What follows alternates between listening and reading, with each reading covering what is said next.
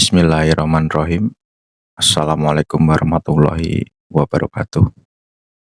Cerita ini berasal dari daerah Ngawi, Jawa Timur, tepatnya pada tahun 98.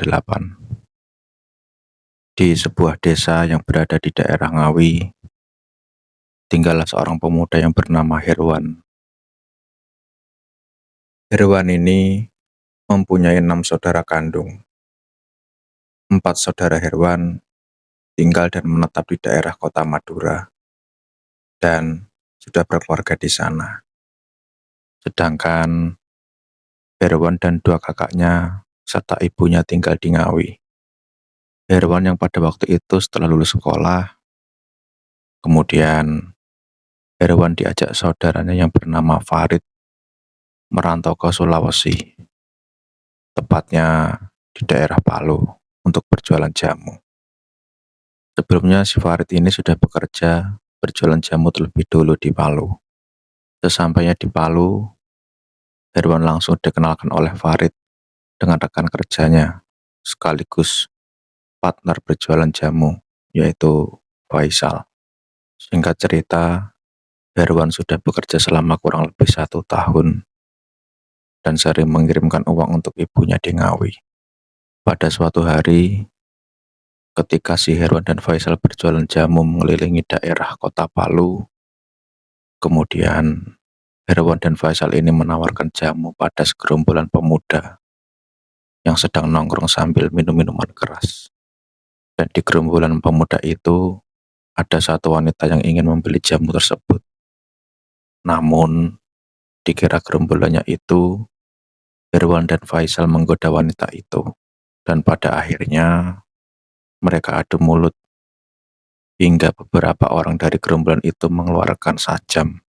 Herwan dan Faisal dalam keadaan terdesak itu mencoba untuk membela diri. Namun, gerombolan itu mengayunkan sajam yang sangat membabi buta hingga Herwan terkena sajamnya di bagian perut dan si Faisal kena sajam di bagian dada hingga nyawanya melayang. Herwan yang masih setengah sadar kemudian dibawa oleh warga sekitar ke rumah sakit terdekat menggunakan motor. Namun, ketika Herwan dibonceng menuju rumah sakit oleh warga menggunakan motor, kaki Herwan sampai terseret ke aspal karena badannya yang sudah lemas karena kekurangan darah. Perlu bolo-bolo ketahui, kejadian ini pernah tayang di berita di salah satu stasiun televisi pada tahun 99. Melihat tayangan berita tentang Herwan di televisi, kemudian kakak Herwan yang tinggal di Madura langsung berangkat menuju kota Palu. Herwan yang waktu itu dirawat di rumah sakit beberapa hari dan pada akhirnya tidak bisa diselamatkan. Herwan menghembuskan nafas terakhirnya di rumah sakit itu. Lalu, Herwan dimakamkan di Palu karena dari pihak keluarga yang keterbatasan biaya untuk mengirim jenazahnya ke Ngawi. Setelah meninggalnya Herwan, ketika malam tiba, sekitar jam 9 malam, keluarga Herwan di Ngawi seketika mencium bau mawar yang sangat harum. Bau itu berasal dari bunga mawar yang ada di depan rumah keluarga Herwan. Bunga itu dulunya yang menanam si Herwan. Dan anehnya, waktu tercium harum bunga mawar pada malam itu, pohon itu sedang tidak mengeluarkan bunga.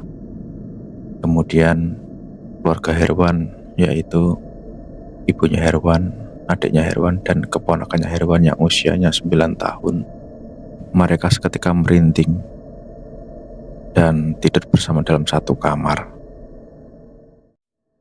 Sekitar jam setengah 1 dini hari, keponakannya Herwan tiba-tiba terbangun karena mendengar suara.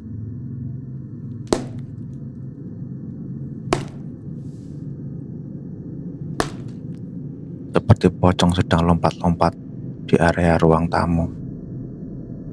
Saking takutnya, keponakannya Herwan ini membangunkan ibunya. Namun, ibunya tidak terbangun sama sekali. Lalu malam berikutnya sekitar jam 12 malam, keponakannya Herwan ini mendengar lagi suara yang sama.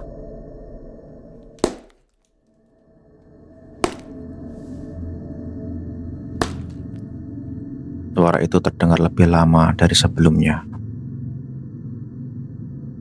Kemudian malam ketiga, keluarga Herwan masih tidur dalam satu kamar.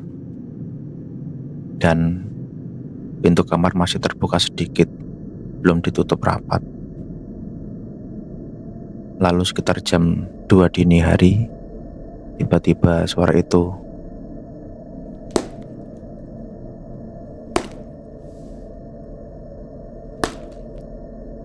kembali datang dan jelas. Karena pintu kamar masih terbuka sedikit. Ketika suara itu semakin menjauh,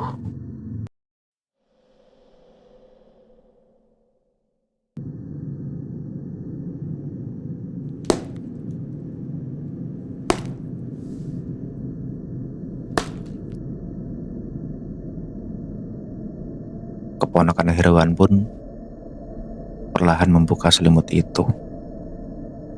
Dan betapa kagetnya, tiba-tiba ada sesosok pocong berdiri di sela-sela pintu yang masih terbuka sedikit itu dan melihat ke arah keponakan Herwan. Seketika, keponakan Herwan itu tidak bisa teriak, tidak bisa bergerak, dan hanya bisa menahan rasa takut melihat ke arah pocong itu. Pocong itu berdiri di sela-sela pintu kurang lebih 5 menit. Pocong itu mukanya tidak terlihat jelas karena berwarna gelap seperti gosong. Namun, jika diperhatikan postur tubuh pocong itu seperti almarhum Herwan. Setelah kejadian itu, keponakan Herwan lalu memberitahu kepada ibunya tentang kejadian yang sudah dialaminya selama 3 malam berturut-turut diteror sesosok pocong. Kemudian keluarga Herwan di Ngawi sering mengirimkan doa dan pocong itu sudah tidak muncul lagi. Akhir cerita, doa adalah senjata orang mukmin, tiang agama, serta cahaya langit dan bumi. Wassalamualaikum warahmatullahi wabarakatuh.